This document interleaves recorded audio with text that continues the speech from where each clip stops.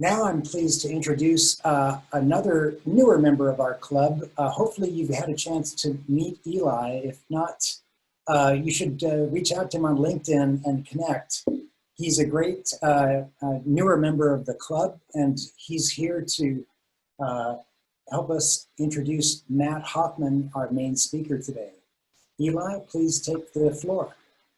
Excellent, thank you. Can y'all hear me right now? Awesome. So when I first moved to Seattle a little after college, the only way that I would be able to drink whiskey was with my necessary glass of Coca-Cola. As a welcome to Seattle present, my brother-in-law bought me a local bottle of Westland's Sherrywood single malt. Upon trying it, I was immediately impressed at how bold and uniquely flavored a whiskey could be on its own, and began to realize how unnecessary that glass of Coke actually was. What I didn't realize at the time was how much that flavor I was tasting correlated to the breathtaking Pacific Northwest environment that has captured many, if not all, of our hearts. To those Rotarians who have not yet had a glass of Westland whiskey, I envy your opportunity to experience it for the first time. I am pleased to present the man behind the whiskey, Matt Hofmann, co-founder of Westland Distillery and the whiskey entrepreneur Pacific Northwest style. Matt, the floor is yours. And just, Matt, as you get underway, I invite our audience, if you've been to Westland Distillery, just mention that in the chat window and give Matt a feeling for who's been able to stop by his shop so far. Matt, take the podium. Great. Well, thanks, everybody. Thanks, Eli, especially for the invite today. As Eli mentioned, I'm the co-founder, currently managing director of Westland Distillery. I used to think that I had the best job in the world until I heard of a chief cookie officer. So well, maybe I'll see what that's all about, and maybe I'll change careers or something. But anyway, so what I'd like to do today is I would like to explain as quickly as I can what Westland is all about. And really fundamentally, as Eli said, it's about expressing the Pacific Northwest, this place that we all know and love, in whiskey. I'm going to tell you about how we do that. So I've got some slides to help me along. It's a PowerPoint, so I apologize for people who are anti-PowerPoint, but I think it's really important. So I'm going to try to get this rolling here. All right. So Westland Distillery. So what we do, very simple. I'm going to start here, being here in the Pacific Northwest. Now, this is obvious, we're all here, we're all located here, but, whiskey is such this amazing history and such amazing ties to culture, that song at the very beginning, I loved it. It's one of the things I love about whiskey is how embedded it is into culture that goes back hundreds of years in this country and several others. But the thing is, here in the Pacific Northwest, it hasn't really been a part of our history and part of our culture.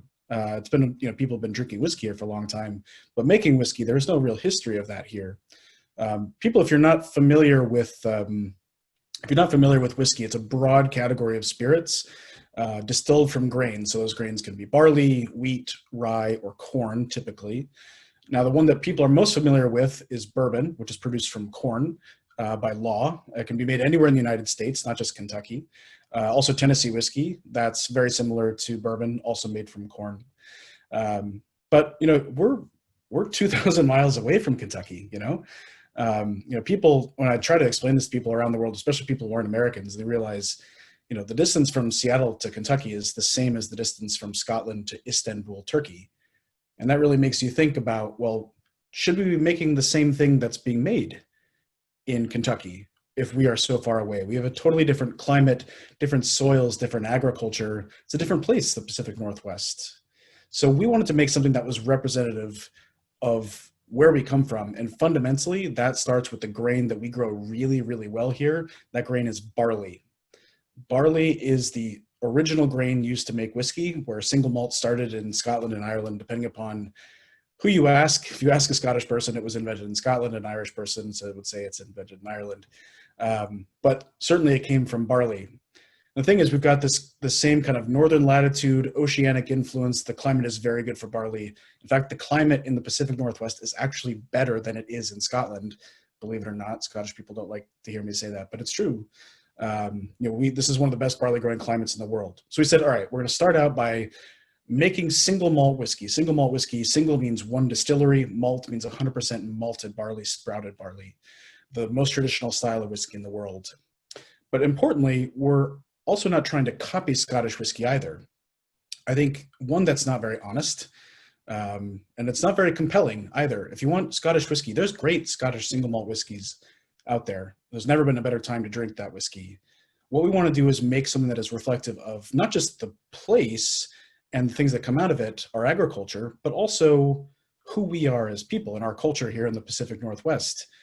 And that's a terribly exciting thing to be able to explore. And again, the beauty of just seeing this map, the way that it's presented is, the Pacific Northwest, we all forget because we live here, but in many ways, this is the end of the world, right? This is where people kept going in North America until they ran out of space to explore. And undeniably, there is something special here about our culture, something that pushes, that looks into innovation, that is always about imagining something better and something possible. The spirit of entrepreneurship is so strong here. That's everywhere in the Pacific Northwest, and it's within us as people starting a whiskey distillery. So rather than trying to pretend like we've got the kilts and the bagpipes and all the history and tradition, that doesn't belong to us.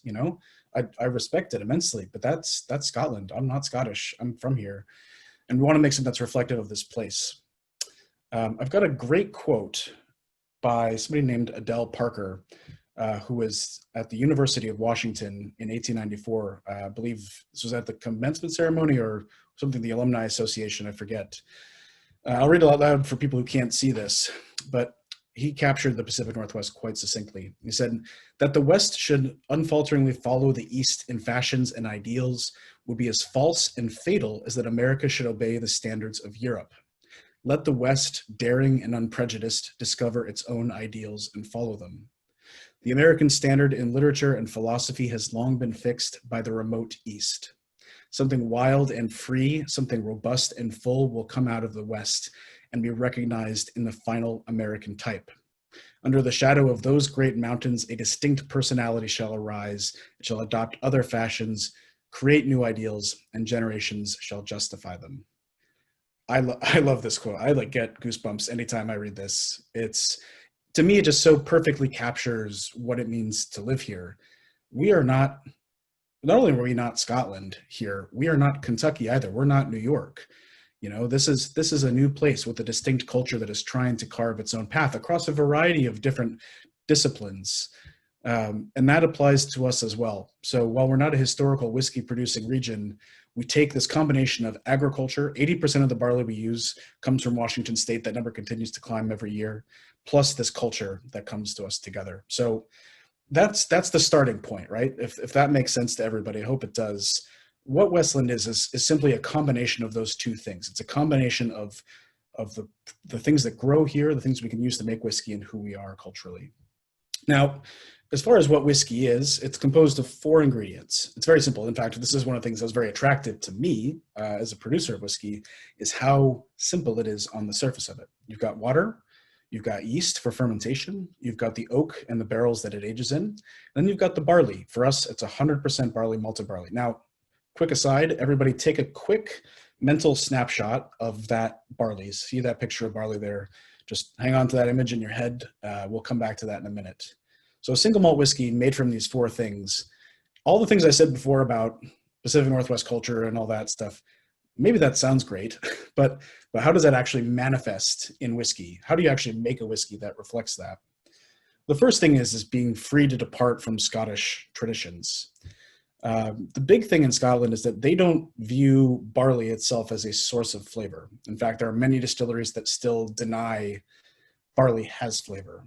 But we have the beer industry here that has not just proven otherwise. The beer industry has been doing that for hundreds of years, but it's so strong here that we said, wait a second, in the beer industry, anytime you have a dark beer like a porter or a stout, I'm sure everybody's had a Guinness at some point in their lives, brown ales, all of these things have flavor, and that's all coming from the malted barley. And yet in the world of whiskey, none of that is being explored at all. And that was so puzzling to us. We didn't quite understand it, and we still don't. It's still very much the case today, even 10 years on since we started the business. So we began to take these kind of thoughts that brewers would have about the way that brewers pursue malt and pursue flavor in grain. So we've got a recipe that includes 5 different types of malted barleys. Again, these are sprouted barleys. Some of them are roasted. When they roast the grain, it's just like roasting coffee. It brings out different flavors from the grain. So you get this spectrum of flavor from the malted barley, from biscuit and almond to pecan, hazelnut, toasted marshmallow, milk chocolate, coffee, leather, tobacco. All of these flavors can come naturally from the grain. So this was the foundation point for us. Literally the very first barrel of whiskey that we ever made was made with this recipe, trying to seek out flavor. From day one, our approach already heavily influenced by what we have around us, and that is the craft brewing industry and the way that they are looking at flavor. In Scotland, they can use these malted barleys. They just choose not to because it's not traditional. And that's, again, something that that's a tradition we don't necessarily need to follow. The same thing is true of our yeast strain. As I mentioned, 4 ingredients. Water. I haven't talked about water. We all know we've got great water here, right? So put that aside. The Belgian brewer's yeast that we use provides a really nice fermentation that provides flavor. In Scotland, every single distillery uses the exact same strain of yeast, all for yield, for economic efficiency, to get it done faster and quicker, higher efficiencies. Again, if you look at the brewing industry, you see that they have hundreds of different yeast strains. Anybody's familiar with craft beer, the difference in Belgian beers or American pale ales, a lot of that stuff is due to the yeast strain that's used in fermentation. So we utilize that as well. And the last thing is new oak casks. American whiskey, including the Tennessee whiskey we were listening to earlier, bourbon, has been a big part of the American whiskey flavor profile. Now, we make single malt whiskey, and in Scotland, they don't use new oak casks.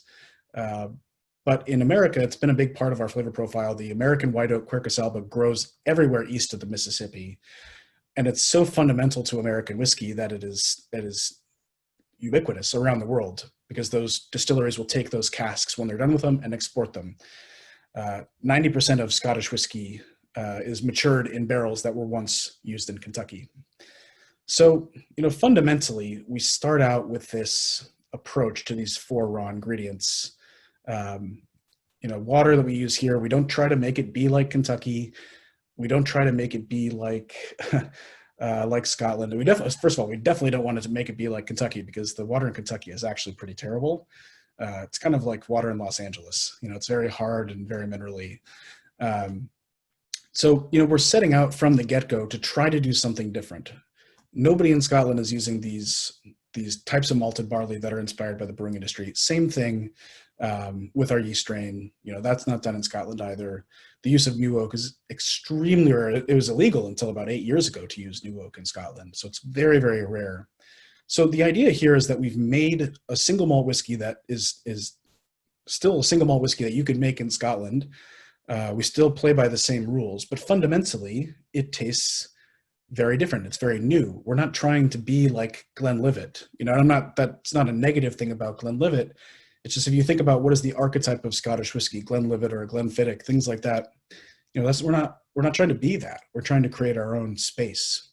So we've got 3 whiskeys that you can see here: American oak, sherrywood, that's the one that Eli mentioned, and our peated whiskey. And this is where we started, right? So the thing about Westland, though, is it's an ongoing journey. That spirit that I mentioned before, that ethos of trying to build something new in the West and imagining a possibility, you can't turn that off, right? I mean, that's something that people continue to push. And I think, we're compelled to continue to explore. That's the nature of who we are. And I think the nature of this culture here is to continue to try to build something new and something better. So the way that we've done that, building on what we had started with 10 years ago with those roasted malts, the Belgian yeast and new oak, continuing to look at what we have around us.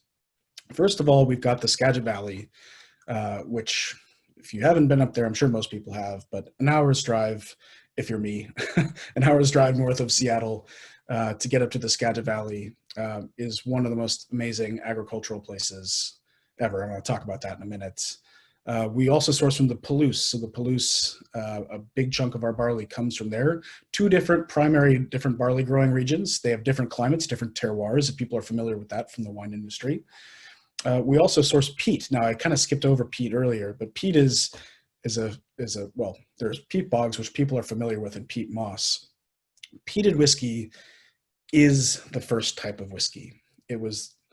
Peat is used to dry the malted barley traditionally because in the most rural parts of Scotland and Ireland, they didn't have any other fuel to dry their grain. So they were utilizing peat to dry the grain out. You sprout the grain by soaking it in water. It grows for a few days, and then you dry it. You use peat to dry it, but kind of like when you barbecue something, if anybody does any barbecue at home, you get that, not only are you cooking it, but you're getting that flavor of the smoke that goes into the grain. So that's what peat does. It has a very particular taste. And it's when people think about Scotch or Scottish whiskey, when they think about the kind of medicinal iodine, even Band-Aid flavors, that might sound crazy to a lot of you, but this is this very characteristic flavor of peat smoke. And again, it's super, super traditional. So we have the peat bog we're working with in Shelton. And then we've got our Gary Oak Savannas. Now, this is what I'm going to talk about next because this is super, super exciting. Gary Oak is our native species of white oak. It's called Quercus garryana. Now, I grew up here. I grew up just outside of Tacoma. I had no idea that we had oaks here. I mean, we're all exposed to fir trees that are everywhere, and largely that's because this geographical region that you see here represented in red, you know, most people within the Pacific Northwest are living on this kind of I-5 corridor area, but also it's only growing in 5% of its former habitat because much of it has been cleared. But this oak species is native to the Pacific Northwest. It grows nowhere else in the world. Now that might sound like an easy thing to do, but like in the whiskey industry, there are only 3 species of oak that are utilized. There's the Quercus alba, which is the American white oak that grows in the eastern half of the country. There's the Quercus robur, which is the French oak or European oak species. There's Quercus mongolica, which is the species that comes from Japan, which is very, very rare in and of itself as well, Musonara oak. So for us, we have this, 4th, species of white oak that we can debut as part of the whiskey industry, and that's incredible to be able to have that. Scotland doesn't have a unique species of oak. This is something that we do have here, actually. So it's really rare, really special, but it hadn't really been done before to make whiskey. So this is something that we have been exploring. And when you're trying to explore something new, you don't just like call 1-800 Gary Oak barrels. You have to go and find it. You have to source it. I think I mentioned here earlier, we only use naturally fallen oak because the trees are protected. It only comes down in natural wind blow or hazard wood. So, we're out kind of scouring the countryside and talking with people to try to get what is salvaged oak or oak that comes down naturally. We then have to cut it and plane it. There's a couple of images here of that process to create stave material. These are the boards that are used to construct barrels. And then that stuff has to dry outside for 3 years before you can construct barrels, breaking down the bitterness and the tannins in the wood. Now, a lot of people are familiar with the whiskey industry and the fact that you have to age it. It takes time. We do a 3-year minimum aging period for all of our whiskeys. Most of our stuff averages about 5 years these days. But imagine having to buy a log that comes down. You only get out of the log you buy, maybe 20% of it is usable to make barrels. And then you have to cut it and just sit on it for 3 years before you can even build the barrel to even put the whiskey in. There's nobody, I can assure you that this is not something that commonly happens in the whiskey industry, but this is the exciting part about exploring it for the first time, is being able to dive in and make those connections. And we've been working with people in largely Oregon who've been able to make that happen, trying to develop an economy that surrounds the Garryana oak. If a Garryana oak comes down, we want people to utilize it for something valuable. Another big part of that is the sustainability element. This is the Quercus garryana habitat in 1850, then juxtaposed against 2017. This is the Willamette Valley in Oregon. It's gone.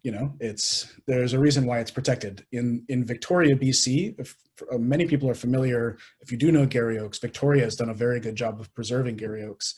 It's a $10,000 fine if you cut one of these trees down. It's not joking around. In most jurisdictions in the Pacific Northwest, BC, Washington, Oregon, you can't cut these trees down. So we could have just said, okay, we're not cutting the trees down. These are the trees that are coming down naturally, but it's also not contributing to the long-term either, and this is, I think, something that's very representative of the Pacific Northwest, is that we love this place. If you grow up here and you live here, you know how special this place is. And while we're not cutting any of these trees down, we could have also taken this path where we weren't contributing to fixing it either. So we begun working with Forterra, if anybody's familiar with Forterra organization here in Washington State, to replant Garry Oaks. This is just outside of JBLM. JBLM actually has the largest stand of Garry Oaks in Washington State. Not a lot of people know that. But we've been replanting with Forterra. This is a piece of land. We don't own it. We've replanted 700 oaks thus far on this 10-acre, it's called the Shebig Preserve. But we're also, the cool thing about doing this, about replanting these Garry Oaks, is that we're also trying to rehabilitate the ecosystem that surrounds it. There's a whole system of wildlife that was dependent on Garry Oaks that basically overnight disappeared in 1850, shrank to 5% of its former area. So last year, for example, one of the things we're working on was making some clearing for bluebird habitat, so western bluebird habitat, which were really reliant on Garry Oaks, but had basically all but disappeared. I just was out there on the property maybe about a month ago, and Forterra was happy to announce that there were bluebird sightings in and around that area. So it's a holistic idea, and that is what this program is about for us. Is it becomes about more than just the liquid. This is the Garryana whiskey release that we have done every year for the past 5 years, releasing as much of that whiskey as we can from these barrels. Again, because it's very rare, we don't have very much of it, but it's a holistic idea. We can't do what we want to do if we don't take care of the place around us. First of all, if we don't pay people fair market lumber prices for the oak, if we don't take some of the risk buying some of that oak up front, which is never done in the cooperage industry. This is what it means to us to be a Pacific Northwest whiskey company, taking care of the place and the people around us. The 5th edition, so this comes out once a year. 5th edition is going to be coming out next month, which is super exciting, edition 5. And then I've got just a little bit more here to talk about related to barley itself. Now, remember when I said earlier, capture that image of barley that I was pointing out a few slides ago. This is barley as well. This is a varietal of red barley. Now, most people in this industry, including myself when we started, had no idea that red barley even exists. But not only does red barley exist, blue barley, purple barley, black barley, barley can be a whole range and spectrum of colors. You just never see it because the commodity grain industry is not interested in grain that has flavor or color. So when we set out here, we wanted to explore local barley the same way that we were exploring local oak. But the thing is, in the grain system, I don't know how many people are familiar with the grain system, but the idea is to produce the same grain across the widest geographical area in a commodity system, driving the price down. And then grain elevators, you mix it together, and there's no difference between any of that grain. All of it tastes the same. So when you try to explore local barley, it makes it very difficult to do. All of the grain that is developed to suit this system, to not deviate from flavor. It is not designed for exploration. It is designed for the opposite of that. So enter the very special Skagit Valley. Put simply, I won't be able to do justice to what's happening up there, but what is happening in the Skagit Valley is one of the most important things, I think, in agriculture in this country, simply put. We found the limits of what the conventional barley system would provide us in 2012. It went up there, started working with Washington State University's Bread Lab program at the Mount Vernon Extension Center. Tiffany, the chief cookie officer, I'm sure you would, I don't know if you know the Bread Lab, but you should try to get to know the people there. They're developing new varietals chosen for flavor specifically applied to things, including things like cookies, actually. In fact, one of the most exciting, I'm deviating here, but I think this is interesting.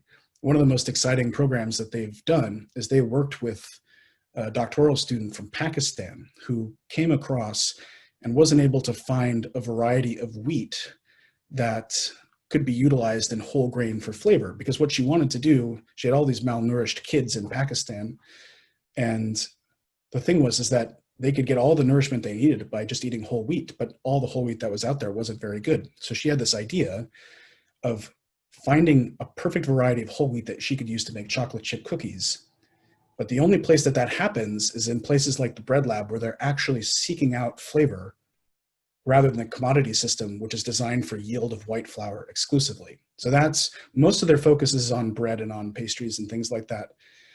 But we've begun working with the Bread Lab since 2012, a local malting company, Skagit Valley Malting, and kind of pushing the boundaries of what is known in whiskey and agriculture. That's maybe a big thing to say, but I think we can back it up. The thing is, it's a cooperative effort. This is not just Westland.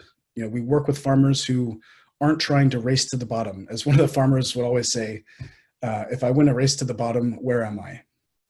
And that's a really good point, if you ask me. You know, it's, the Western Washington agriculture is very difficult to compete against Eastern Washington or even further afield in agriculture. So a lot of the farmers, especially in the Skagit Valley, have maintained this position of focusing on high-end specialty crops. They grow 80 different crops of commercial significance in the Skagit Valley. 80.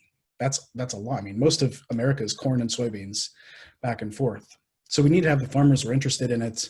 We've got local malting companies that can adapt to these new varietals. Here's this blue or lavender kind of colored varietal that you see here that would be automatically rejected from all other malted barley commodity systems anywhere in the world, only because of color, only because color rejects it. But then we also have the breeders, and that's where the WSU Bread Lab comes in again. I've got limited time, so I can't speak to it as much as I'd like to, but do some research on it, do some reading. The Bread Lab is super, super exciting. So we've been working with them to find varieties of grain that will help farmers actually earn a living growing grain. You can have the best ideas for flavor and sustainability, but if people don't make money, it's not going to work. So you need to find a variety of grain that farmers can grow here and actually earn a living on. So it's these partnerships, and this is the thing about the Pacific Northwest, just kind of sitting on this idea for a moment, is that this is why I said there's nothing like this happening anywhere else in the world. You might have some distilleries that are trying to push, flavor in grain or sustainability. You might have some farmers that are trying to push it, but here we have all of the pieces. We've got farmers who are innovative and trying to push. We've got the maltsters who are between us and the farmer who can take that and malt that barley. The grain breeders who are developing the new varietals of barley, us. And then we have the consumers who are interested in consuming it.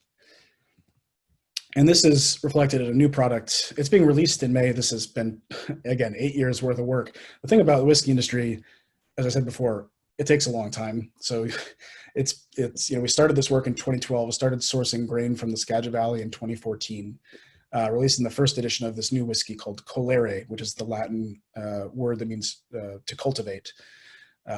This will be released next spring, which is pretty exciting. The first time we've ever done this, released from Skagit Valley grain. But again, this journey is ongoing. Like I said before, we've already reached the limit again of what is possible in barley. And the thing is, when you try to research varietals of barley chosen for flavor, chosen for the farmers, economic viability for the farmers, or for sustainability, there is no public money for that. So we have fully funded a PhD student who is researching these three co-equal goals: making sure the varietals can be grown economically within the microclimates of the Northwest, varietals that are chosen to thrive in certified organic or salmon safe or regenerative systems, and chosen for flavor. This guy here on the right, his name is Louis Prager. He is the PhD student. He is holding test varietal BB17, which is black barley 17, which has a lot of potential for us. And this we don't own this research. We don't own the varietals. Neither does the WSU Bread Lab. This goes out to the public, so it's a public good, which is the way that grain breeding is supposed to be. Unfortunately, there's been a lot of intrusion into the grain breeding system that benefits very few big companies. You can imagine probably who those big companies are. So, and with that, that is what Westland is about, an ongoing pursuit of exploration of making single malt whiskey in the Pacific Northwest. So thank you very much, everybody.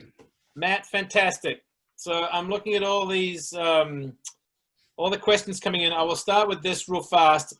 Apparently, like I said before the meeting, everybody wants you to come back when we're back in person. You don't have to read into that, except for you know exactly what I'm talking about. So come back, please. Fantastic conversation. I only have a couple of minutes to ask a lot of questions. So are you ready for some rapid questions? Yeah, absolutely. Bring it on. How might you balance Westland's future growth as a company while maintaining the wonderful quality of your products? Well, it comes back to investing in the programs that help us scale. Like the PhD student thing is a great example of that, you know, where the capability is to, if there is no capability for us to keep growing, then we need to invest in it. These varietals that are coming out of that, you know, we won't be able to turn those into whiskey for anywhere between 5 and 10 years. But again, if you think about the long term, you think about whiskey, you need to invest in it. And that's even for a whiskey company, we have a very unique perspective on the length of time that we are willing to look into the future. So, and that's it. You know, we can't compromise on quality because that's where it all starts. All right. So speaking of your future, how are you able to finance this kind of innovation, philosophy, and creativity? Well, quite frankly, you know, we were able to start the business and we dedicated ourselves exclusively to single malt whiskey. You know, I started the company with a family that had been in the pulp and paper industry for a while. But after a while, you know, this is an expensive business. I mean, people have no idea how expensive and the return on investment waiting for that to happen. We joined up with Remy Cointreau, which is one of the smaller big tier companies back in 2017, January 2017, to help continue our growth. They're amazing. They own the distillery Bruichladdich in Scotland, which is a very similar philosophy to us.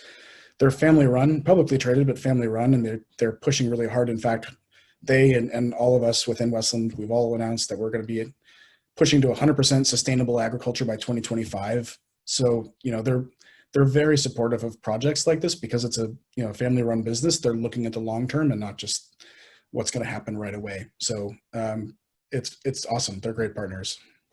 All right, I got room for 2 quick questions. What future product are you experimenting with now with future development? I'll personally answer that for you if you'd like. I think that you should be getting together with the cookie gal so that you can create a whiskey cookie. But your answer is probably going to be better. I mean, the big thing for us is continuing these whiskeys that I was just talking about earlier. Gariana, Colere, the eventual one we're making with Washington State Peat Solum, which will be out in a few years. You know, that's each one of those. So our current whiskeys that are out today, the 3 whiskeys, American Oak, Sherrywood, and Peated, those will always taste the same. They're consistent. The flavor profile is the same. With Gariana and Colere, each year is different. We're always exploring. Like, we're literally learning something about the whiskey that we're making because it's never been done before. And then we bottle it and we share it in real time. Then we go and do it again. So it's an ongoing thing for us. And there's so much, I mean, there's lifetimes worth of exploration there. So we just try to do our best to stay focused and push these things as much as we can. All right. So on that high note, we appreciate you being here today. Come back soon, bring product, and good luck with your future. Matt? Yeah, thanks very much, everybody. Appreciate you having me. If anybody's interested in purchasing Westland, again, you can go to our website. You can purchase some and have it delivered directly to your house. We're just reopening our tasting room right now with the obvious COVID-related constraints and safety measures. So But eventually we'd like to get you back in for a tour, and anything you want to know about Westland, we're a total open book. Feel free to reach out if you had questions that didn't get answered. Don't hesitate to reach out, and we'll answer them for you.